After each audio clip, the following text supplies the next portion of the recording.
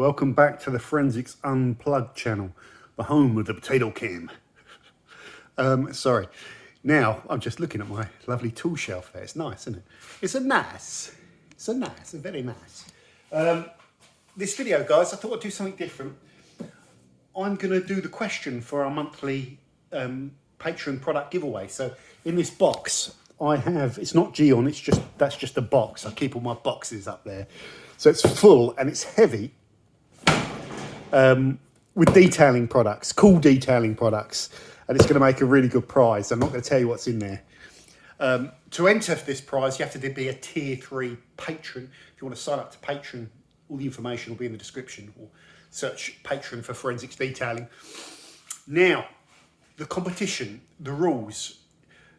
I will make a thread in the Patreon page on this, and I'll repeat the question, but I'll put this video in as well. And the question is, what is the balance? What's more important? Like your products which you choose to detail your car, you know, from chemicals to abrasives to buckets to brushes to microfiber to wash mitts to pad choice to machine polishing tool choice, you know, chemical choice, we've done that. Pressure washer choice, wax choice. What's more important, the choice of products or you and how you use them? Could you get results with any product, or do you think the products are really important?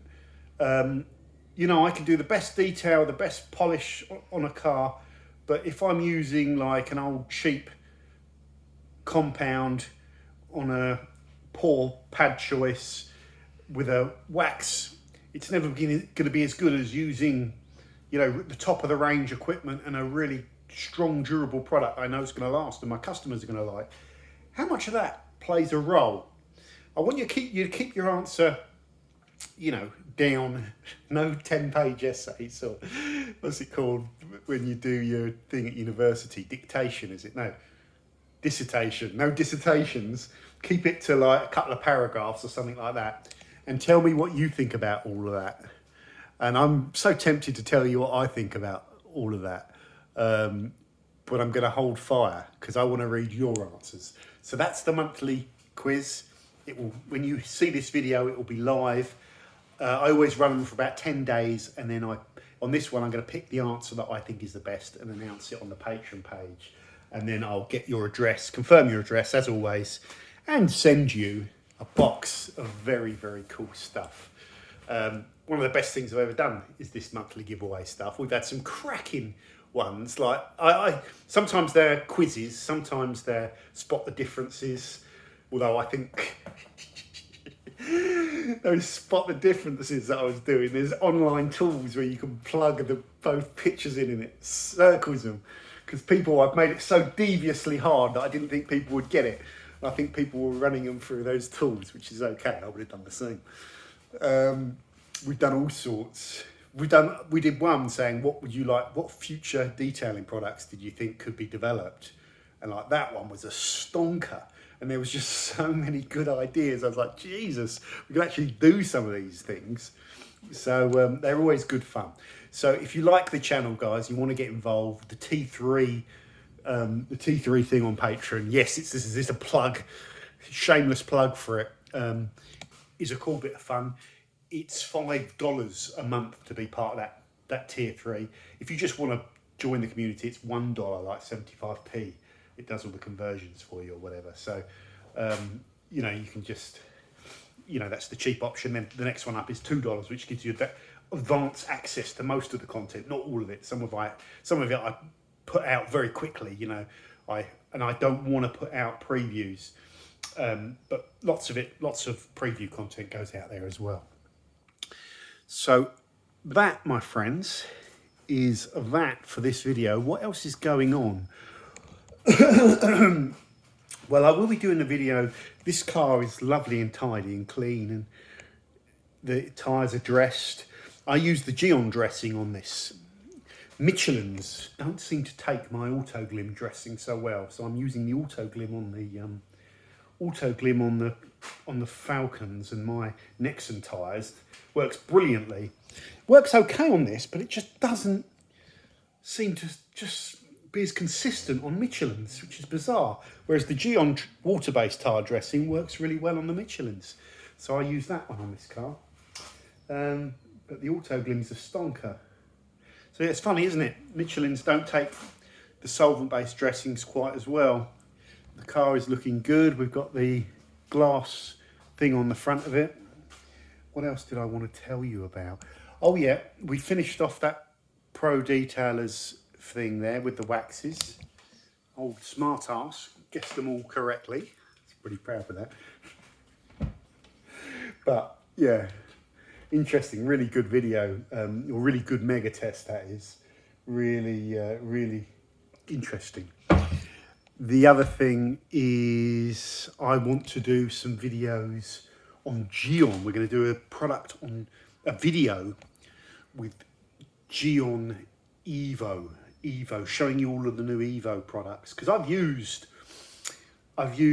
Cancoat, I've used Pure, I've used One, I've used Synchro, okay? And that is basically the consumer line of Geon coatings. But now you have Evo Cancoat, Evo One, Evo Pure, Evo Synchro, and you can even get their Moss, or the Mose, the show backwards. You can get that as a standalone one, you know, the one that's used in the Synchro kit as well, so you can get Evo Mose. So we're going to be going through and looking at those coatings, because there's going to be differences. You know, what's the difference? You've got the sacrifice, isn't it? You've got the ease of use versus durability. And what I want with a coating,